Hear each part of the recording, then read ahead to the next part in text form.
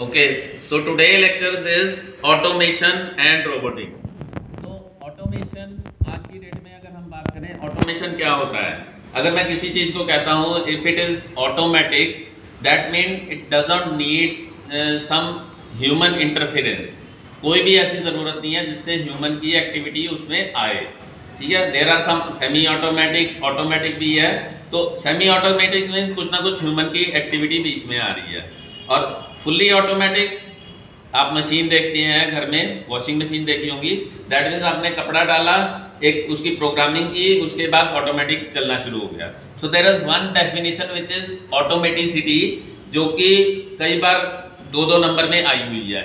If I say what is automaticity, it is self-acting capability of any device. किसी भी device की self acting अपने आप। अगर मैं कहूँ ये लाइट ऑटोमेटिक है, दैट इज ऑटोमेटिक मीन्स कि उसमें बिना किसी ह्यूमन एक्टिविटी के, जब मुझे अंधेरा होता है मैं अंदर आता हूँ और लाइट अपने आप जल जाती है, जब मैं बाहर जाता हूँ तो वो लाइट अपने आप बंद हो जाएगी। That is automaticity.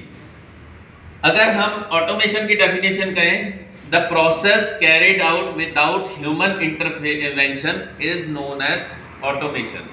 ठीक है, कोई भी ऐसा प्रोसेस, इंडस्ट्रियल प्रोसेस हो सकता है या कोई भी जनरल एप्लीकेशन का भी प्रोसेस हो सकता है। नाउ अब ये ऑटोमेशन की जरूरत कहाँ पड़ती है और कहाँ पे ये ज्यादा एप्लीकेबल होता है।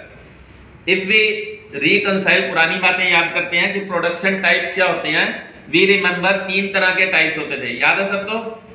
Job automation, job production, batch production and mass production.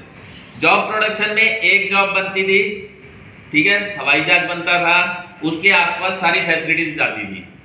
Batch production में क्या होता था, एक बैच बनता था, कारों का एक बैच बना, ऑल्टो का बना, उसके बाद थोड़ी सी उसकी चेंजेस की और दोबारा से अगला बैच शुरू हो गया, स्विफ्ट का बनना शुरू हो गया। और मास प्रोडक्शन में लगातार कॉन्टिन्यूसली ईयर बाय ईयर वही काम होता जा रहा है। ठीक है, नट बोल्ट बनते जा रहे हैं, वही के वही बनते जा रहे हैं, राइट। या ये इसकी रिफाइनरी में काम हो रहा है तो वहां पे लगातार काम होता चला जा रहा है। तो अब यहाँ पे जो प्रोडक्शन कौन सी ऐसी होगी जहां पे ऑटोमेशन का सबसे ज्यादा फायदा होता है। जॉब प्रोडक्शन में, क्योंकि एक ही जॉब बननी है, वहां पे मैं ऑटोमेटिक बना दूंगा तो कोई फायदा होगा नहीं, कोई फायदा नहीं होगा, क्योंकि अगली जॉब वो आए या ना आए, उस तरह का हवाई जहाज बने या ना बने, तुम्हें कोई फायदा नहीं होगा। मास प्रोडक्शन में 1,30,000 बन रहे हैं, वहां पे ऑटोमेटिक हो सकता है थोड़ा बहुत, बट वहां पे भी ज्यादा फायदा नहीं है, क्योंकि ऑटोमेटिक एक बार तुमने कर दिया, ऑटोमेटिक बन रहा है, उतने में तुम्हें एक आदमी बना दे जो कि लगातार मैनुअल तरीके से काम कर रहा है, उसको अगर एक जिग्स एंड फिक्सर, आपने 1,00,000 सरिये काटने हैं तो वहां पे काटने के लिए अगर आपको जरूरत पड़े कि हाँ भी मैं ऐसा ऑटोमेटिक वो सरिया लगा दूं, उसका मशीन का इतनी महंगी लगाने का कोई फायदा नहीं होगा। यहाँ पे बैच प्रोडक्शन में उसका फायदा होता है। Batch production is mid volume mid variety, mid volume mid variety, आधी उसका वॉल्यूम भी थोड़ा नॉर्मल से ज्यादा है और वैरायटी भी थोड़े थोड़े दिन बाद चेंज हो रही है। ठीक है, जैसे एक मॉडल बनाया, उसके 1000 पीस बनाए, फिर थोड़े दिन बाद 1000 पीस दूसरे के बनाए, तो उतना स्विचिंग ओवर टाइम जो है वो बचाने के लिए हम ऑटोमेशन करते हैं मिड वॉल्यूम और मिड वैरायटी के लिए। यहाँ पे बैच प्रोडक्शन के लिए ऑटोमेशन का सबसे ज्यादा यूज होता है। So let us come to the types of automation. Types of automation, हमारे 3 तरह के ऑटोमेशन होते हैं। फर्स्ट इज फिक्स्ड, या उसको हार्ड या मैनुअल या स्किल बेस्ड कहते हैं। Second is programmable automation and third is flexible automation. Fixed, hard, manual या स्किल बेस्ड, थोड़ा इनका आइडिया अगर हम लगाएं, नाम से भी निकाल सकते हैं। हार्ड, हार्ड मीन्स कि ये फिक्स्ड टाइप का है, ठीक है। नाउ दिस इज मैनुअल, आदमी के दिमाग के ऊपर काम करता है। स्किल बेस्ड, उसकी इंटेलिजेंस के ऊपर डिपेंड करता है। अभी जैसे मैंने एग्जांपल बताया कि अगर आपने 1,00,000 सरिये काटने हैं एक पर्टिकुलर साइज के, तो हमें क्या करना है कि हम क्या करेंगे, मैं उसके साथ क्या करूंगा कि वहां पे ये इस तरह के स्टॉपर लगा दूंगा, ये स्टॉपर लगा दिए और इधर गाइड लगा दूंगा। तो क्या करेंगे, यहाँ पे वो सरिया आएगा और यहां से मैं उसको कट कर दूंगा। अब ये मेरी इंटेलिजेंस के ऊपर है, ठीक है, कि कितनी जल्दी से वो सरिया सीधा उसमें डाला और कटिंग कर दी डाला, तो दैट मीन्स एक नॉन स्किल्ड वर्कर को भी मैं कह दूंगा। लेकिन ये जो मैंने डिजाइन किया है दिस इज फिक्स्ड। अगली बार ये सरिये का साइज चेंज हो जाए, ये 1000 मीटर का है, मान लो अगली बार 1020 मीटर का आ जाए, तो ये चेंज नहीं हो सकता, मुझे पूरे इसको डिसमेंटल करना पड़ेगा। That's why it is called as fixed. Clear है? तो इसकी कैरेक्टरिस्टिक्स क्या है? It is fixed for one type of, it is tailor made. First is tailor made. Tailor made means मेरी कमीज अगर सिली है या ये वाला बना है तो अगले वाले के लिए वो नहीं चल सकता, उसको पूरा डिसमेंटल करना पड़ेगा। ठीक है? It is the sequence is fixed by the configuration itself. The sequence, जो भी सीक्वेंस बनाई गई है वो इस कॉन्फ़िगरेशन से फिक्स हो गई है, चेंज नहीं हो सकती। ठीक है? एग्जांपल, एनी भी कोई भी मैकेनाइज्ड असेंबली है, कोई असेंबली लाइन चल रही है, ठीक है, कार असेंबल हो रही है या बाइक असेंबल हो रही है, वहां पे मैकेनाइज्ड लाइन में ये यूज होते हैं। क्लियर है? Okay, second is programmable. Programmable can change the sequence by a program. Any sequence of instructions उससे चेंज हो सकती है, और वहां पे प्रोग्राम छोटा सा, ये बैच प्रोडक्शन में it is truly the automation, ये ट्रू ऑटोमेशन का एग्जांपल है। ठीक है? तो जहां पे हमारी सीएनसी आती हैं वो हमारे इसके एग्जांपल्स हैं प्रोग्रामेबल के। And third is flexible. Flexible means highly flexible, it is an extension of programmable. इससे थोड़ा बड़ा है, लेकिन इसका क्वालिटी क्या है? There is no time is lost for the change over. अगर हमने एक तरह की प्रोडक्शन बना रहे हैं, जैसे मैं कार की बना रहा हूं, उसके बाद एकदम से बाइक की बनानी है, तो ऐसा नहीं है कि मुझे उसमें 3 दिन लग जाएंगे, 4 दिन लग जाएंगे नई कॉन्फ़िगरेशन फिक्स करने के लिए कि ये मशीन को इधर उठाओ, वो मशीन लेके आओ, like that. Zero time is lost, no time is lost. आज मैं एक मशीन बना रहा हूं, दूसरी मशीन साथ के साथ ही शुरू हो जाएगी। ठीक है? Stop. Okay, so let us come to the advantages and disadvantages of automation. ये भी आपका 10 नंबर का क्वेश्चन तैयार रहता है, आपका फेवरेट क्वेश्चंस भी यही होते हैं, एडवांटेज एंड डिसएडवांटेजेस। तो थोड़े से आप इधर उधर डाइवर्ट कर सकते हैं, but focus on these logical points so that कि आप फोकस करके ठीक से पॉइंट दीजिए। अगर हम एडवांटेज अपने दिमाग में लगाइए कि ऑटोमेशन में क्यों जाते हैं, हम कोई भी चीज़ ऑटोमेटिक क्यों लेते हैं। अगर हम बैंक्स की बात करें, banks were the first organisation where automation was done. तो वहाँ पे क्यों ज़रूरत पड़ी? Because there was lot of data, इतना ज़्यादा डेटा हो गया था कि मैनुअली उसको हैंडल करना बहुत मुश्किल हो रहा था। So when there is high production requirement, आपको कारें बनानी है, 1 लाख कारें बनानी है विद इन 1 वीक, तो वहाँ पे मैनुअल आप यूज़ करेंगे तो पूरा क्योस क्रिएट हो जाएगा। ठीक है? ऐसा परेशानी हो जाएगी। तो लेकिन वहाँ पे अगर ऑटोमेशन आप लगा लेंगे तो वहाँ पे आपका इजीली वो हैंडल हो जाएगा। सो हायर प्रोडक्शन रिक्वायरमेंट के लिए ऑटोमेशन की ज़रूरत होती है। Then there is less lead time. आप कई सारी मशीनों के ऊपर काम कर रहे हैं, वर्कर्स काम कर रहे हैं, एक वर्कर दूसरी मशीन तक उसने पार्ट पहुंचाना है, तो पार्ट पहुंचाने में वो क्या है, वो थोड़ा वेट कर लेगा, यार मैं अभी रेस्ट कर रहा हूँ। So there is lead time, एक जगह से दूसरी जगह पे जाने पे। नॉन प्रोडक्टिव टाइम, ये 2 नंबर में क्वेश्चन आता है, what is lead time, underline कर लीजिए, lead time. The non productive time which is used between 2 operations is known as lead time। तो जब हम ऑटोमेशन करेंगे तो जो नॉन प्रोडक्टिव टाइम है वो कम से कम होगा। आपने पार्ट चलाना है, एक जगह से कन्वेयर बेल्ट लगी हुई है, ऑटोमेटिक लगी हुई है, एक पार्ट उसने 5 सेकंड में चले ही जाना है। सो वर्कर नोज कि 2 मिनट में उसने आगे सरक जानी है, 2 मिनट के अंदर उसने काम करना है और उसको कन्वेयर बेल्ट पे रख देना है। Then there is better quality. If we go for automation we always expect कि उसकी क्वालिटी बेस्ट होगी, उसकी क्वालिटी बेस्ट होगी, यही मानेंगे ना। Then there is safety.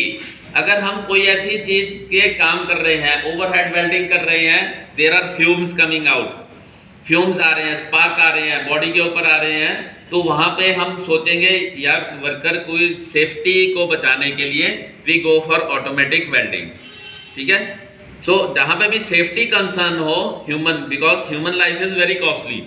Then costly labour, labour बहुत कॉस्टली है, कहीं पे बहुत दूर जाना है, हमने टाइटैनिक ढूंढना था, हमने समुद्र में 700 फीट नीचे ढूंढना था, तो आदमी को भेजने के लिए आदमी ने कह देना था मुझे तो जी 1 करोड़ रुपया दोगे तब मैं जाऊंगा, वहां पे रोबोट भेज दिया उन्होंने कि जाओ कोई नहीं 20 लाख 30 लाख का रोबोट होएगा चला जाएगा, राइट। तो जहां पे लेबर कॉस्टली हो वहां ऑटोमेशन को हम यूज कर लेते हैं। देन कॉम्पिटिटिव प्रोडक्शन, जब हमें कॉम्पिटिटिव प्रोडक्शन करनी है तो we should always go for automation. जब हमें कंपटीशन नहीं है तो हम कैसे भी कर ले, लेकिन जहां कंपटीशन, आज कंपटीशन का जमाना है, everybody is going for automation, हर एक ऑटोमेटिक मशीनें लगा रहा है, सीएनसी लगा रहा है, we have to go for automation.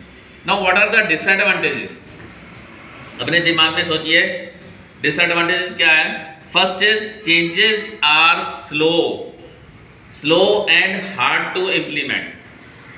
ठीक है, मेरे पास मशीनें पड़ी हुई हैं, ऑलरेडी मशीनें पड़ी हैं, लेथ मशीन पड़ी हुई हैं, मैं चाहूंगा यार इसी पे ही काम करते रहो, वर्कर्स का भी दिमाग यही काम करेगा कि इस पे हम काम नहीं करें, नई मशीनों पे ना जाए, ठीक है, क्योंकि उनके दिमाग में रहेगा यार इसमें बहुत टाइम लगेगा, देखते हैं।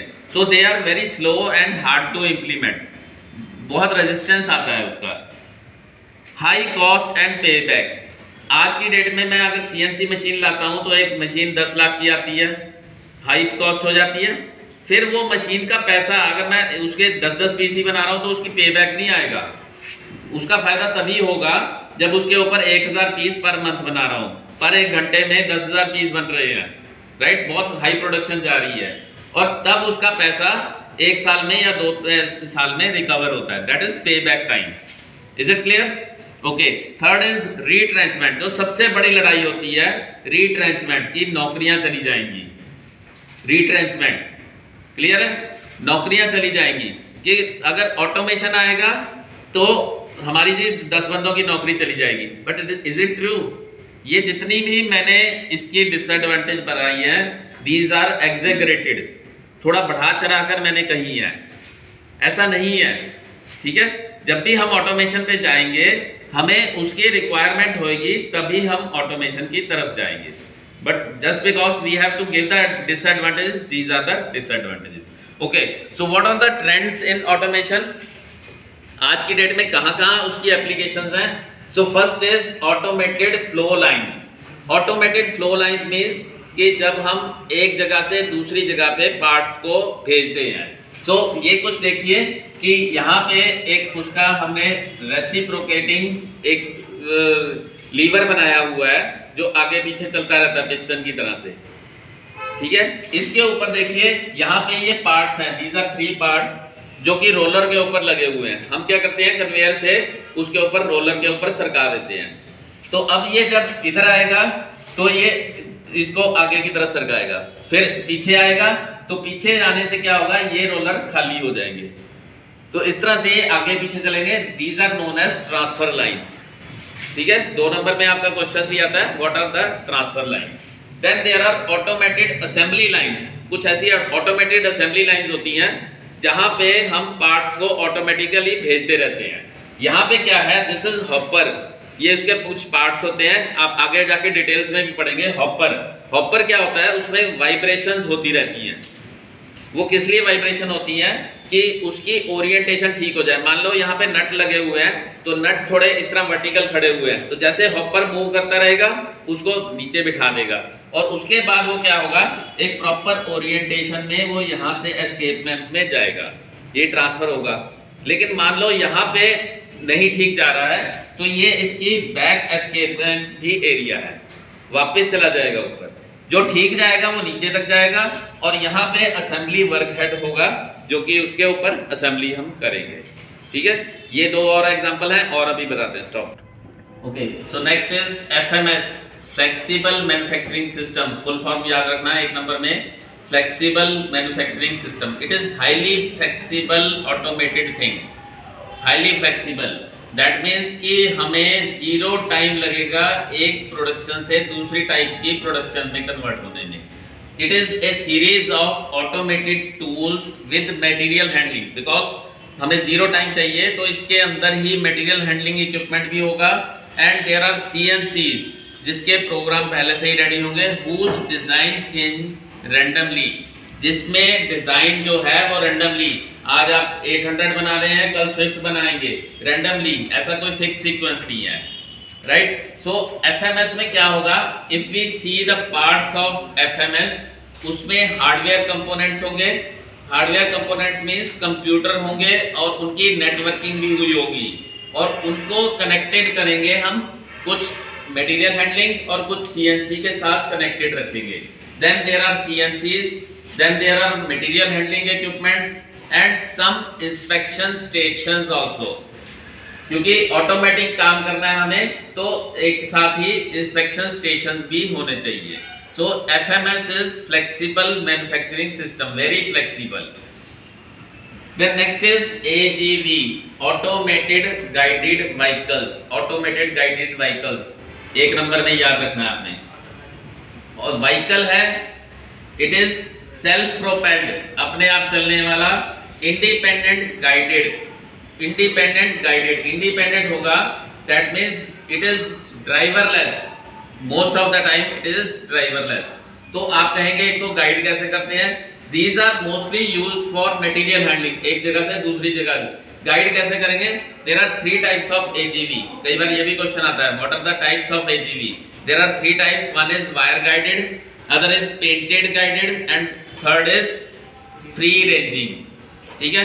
वायर गाइडेड में क्या होता है कि हमें पता है कि यहाँ से यहाँ मटेरियल जाता है, तो हम क्या करते हैं, हम एक ट्रेंच खोद देते हैं। ट्रेंच मीन्स एक नाली खोद देते हैं, तो उसके अंदर वायर जारी होती है। और जो एजीवी होता है, एजीवी के ऊपर उसके सेंसर लगे होते हैं, उसके बेस में सेंसर लगा होता है। तो जैसे ही एक ट्रेन चलती है ना, ट्रेन ट्रैक के ऊपर चलती है, तो वो उस तरह से ट्रेंच के ऊपर, वायर के ऊपर वो चलती हुई जाती है जहां जहां उसने जाना है, तो उसके ऊपर। That means it is a hard type of automation, कि उसकी फिक्स्ड है एक, अगर उसने यहाँ से यहाँ हमने ट्रेंच खोद दी है तो वहीं से वहीं जाएगा, दूसरी जगह नहीं जाएगा।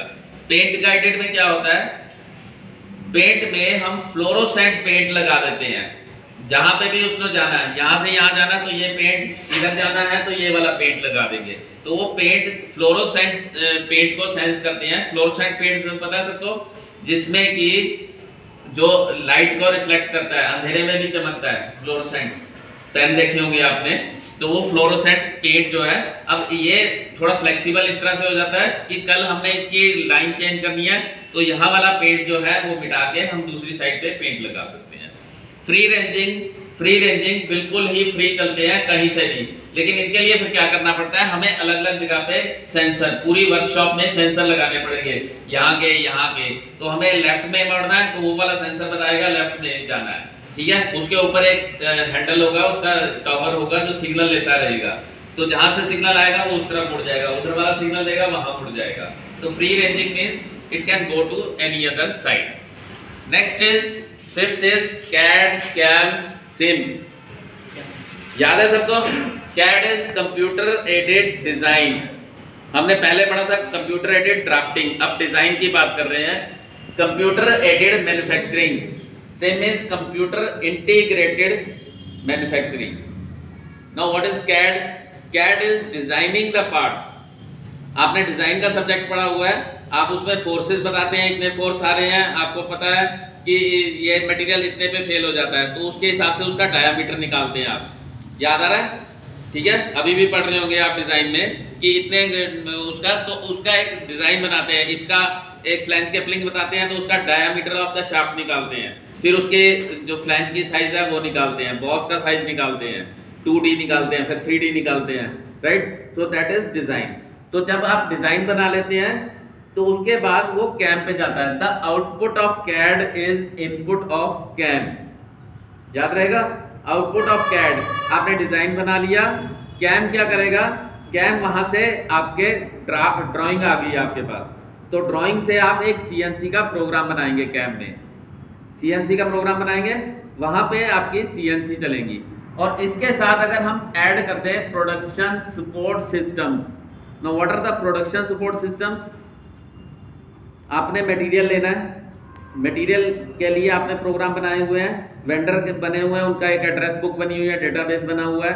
इसी तरह सेल्स करना है मशीन पार्ट्स को, तो उसके लिए सेल्स एंड मार्केटिंग है, तो परचेजिंग एंड मार्केटिंग फंक्शंस को अगर ऐड कर लें then it becomes CIM, computer integrated manufacturing, और इसके साथ इन्वेंट्री कीपिंग भी, कि आपने पता है आपको मारुति की या किसी भी कार की आपने 100 पीस बनाने हैं, तो आपको इन्वेंट्री पता है कि उसमें जी बॉडी इतनी लगेंगे, नट बोल्ट इतने लगेंगे, वो पूरे के पूरे। जब नट बोल्ट 500 से नीचे चले जाएंगे तो आपने रीऑर्डर कर देना है, राइट। सो ये सारा मिला के आपका सिम बनता है, computer integrated manufacturing. CAD plus CAM plus production support system, it becomes CIM. याद रहेगा सिम, ये दो नंबर के भी क्वेश्चंस आ जाते हैं। Then there is very important group technology, short note में आता है आपके पास group technology. It is grouping of the production items in some criteria. कोई क्राइटेरिया ले लेते हैं, जैसे हम क्लास में लेते हैं, यहाँ पे फाइनल ईयर के बच्चे हैं, ठीक है, so we have to deal with them accordingly, कि हमें फाइनल ईयर के हैं, दैट मीन्स इनको ये वाले सब्जेक्ट पढ़ाने हैं। तो हम इसी तरह से प्रोडक्शन में भी पार्ट्स को ग्रुपिंग कर देते हैं, तो उनको डील करना थोड़ा हमारे लिए आसान हो जाता है। फॉर एग्जांपल 2 तरीके बताए हुए हैं ग्रुपिंग कैसे करनी है, ज्योमेट्री से या ऑपरेशन पे। सपोज ये 2 पार्ट्स हैं, ये हमारे 2 पार्ट्स हैं, दीज आर रेक्टेंगुलर पार्ट्स, इनको एक में ग्रुप कर सकते हैं, ठीक है। या कोई ऐसा भी हो सकता है कि सारे रॉड से बन रहे हैं या पाइप से बन रहे हैं, ठीक है, ज्योमेट्री उनकी सबकी पाइप की है, तो वहां से हम उनको कैटेगराइज कर सकते हैं। लेकिन कई बार ऐसा होता है कि हम 2 पार्ट्स को ऐसे को भी कैटेगराइज कर सकते हैं जिनके ऊपर ऑपरेशन, इसके ऊपर भी ड्रिल हो रहा है, गोल ड्रिल हो रहा है 10 mm का, और इसके ऊपर भी 10 mm का ड्रिल हो रहा है। ऑपरेशन दोनों की ज्योमेट्री अलग है, ये रेक्टेंगुलर है, ये गोल है, लेकिन दोनों के ऊपर ड्रिल जो है वो 10 mm का हो रहा है, then it becomes single group. और उससे फायदा क्या होगा कि उससे हमारे मटेरियल को ऑर्डर करना, उसकी इन्वेंट्री मेंटेन करना, उसके स्टोर के स्पेयर्स मेंटेन करना, वो हमारे लिए आसान हो जाता है। That is group technology. Grouping of items according to some criteria is known as group technology. Artificial intelligence, AI, I think आज की डेट में everybody knows what is an AI। Artificially intelligent बना देना। Now who is an intelligent? A person is an intelligent who is having some knowledge base, कुछ knowledge भी है और उसके साथ साथ उस नॉलेज को यूज करना आता होगा, then he becomes an intelligent, ठीक है। We are imparting his education to you, if you don't use this, इसको कॉग्निटिव तरीके से नहीं यूज करते हो, कॉग्निटिव मीन्स उसको अप्लाई नहीं कर पाते हो, तो उसका कोई फायदा नहीं है। अदरवाइज तो किताबों में ही पढ़ लेते हैं, किताबें बहुत अवेलेबल हैं, किताबें रख के तुम सो जाते हो तो उससे इंटेलिजेंट नहीं बनोगे। किताबें पढ़ो, उसके फॉर्मूले कैसे होंगे, फिर दिमाग लगाओगे कि ऐसा क्यों नहीं हुआ, then it becomes intelligent. It is a part of computer science. It started from the computer science area. Computer science dealing with reasoning, what if, अगर ऐसा हो तो कैसा हो, ये होगा तो वो होगा, याद है। इंट्यूटिव कैपेबिलिटी, इंट्यूशन हो जाना कि अगर ये वाली सिचुएशन है तो इसमें ऐसा होने वाला है। Intuitive capability, reasoning and intuitive capability, that is which is a combination is known as intelligence. इसको हम इंटेलिजेंस कहते हैं। इनटू मशीन, यहाँ मशीन्स में हम इनकॉर्पोरेट कर देंगे, then it becomes artificial intelligence. Artificially किसी भी मशीन को इंटेलिजेंट बना देना, उसमें 2 capability, reasoning and intuitive capability डाल देना। And it is mostly use in bottling plants. Bottling plants में मैंने एग्जांपल बता रहा हूँ आपको कि अगर बॉटल आ रही है, कौन से साइज की आ रही है, बॉटल आई है या नहीं आई। कई बार बॉटल टूट जाती है, कांच की होती है, वो टूट जाती है और ऊपर से उसमें आपने जैम या सॉस भरनी है, तो ऐसा तो नहीं है जहाँ पे टूटी हुई है बॉटल वहाँ पे नहीं, वो उसको सेंस करेगा, उसके साइज देखेगा कि कितने साइज की बॉटल है, 500 ml की है या 1 लीटर की है, तो उसके हिसाब से उतनी देर करेगा। अगर वो टूटी हुई है देन वो क्या करेगा, वहाँ पे कुछ नहीं भरना, वेट करेगा 1 second, so that next bottle आ जाएगी और उसके बाद वो बॉटल में भर देगा। या फिर फोर्जिंग डाइज है, फोर्ज करनी है, तो दैट मीन्स अगर उसमें मटेरियल नहीं आया है या खराब मटेरियल हो गया है तो उसके ऊपर वो हैमर नहीं प्रेस करेगा, इस तरह से फोर्जिंग डाइज। और इसमें 2 पार्ट्स ही होते हैं इसके IAI के। One is knowledge base. Knowledge base means जो हम कॉमन एक नॉलेज बना देते हैं कि ये होगा तो ये करना है, ये होगा तो ये करना है। Then there is one is inference engine, उसको इन्फ्रेंस करना। वो क्या होता है, इन्फ्रेंस ज़्यादातर क्या होता है, it is mostly in form of if then, कि इफ दिस इज दिस तो अगली वाली क्वेश्चन कि अगर ये नहीं है तो ये करना है, नहीं है तो ये करना है, लाइक दैट। और फाइनली हम नॉलेज बेस से उस चीज़ को उठाते हैं कि अगर इतनी मेरी ये हो रही है तो उसको नॉलेज बेस से उठाना है।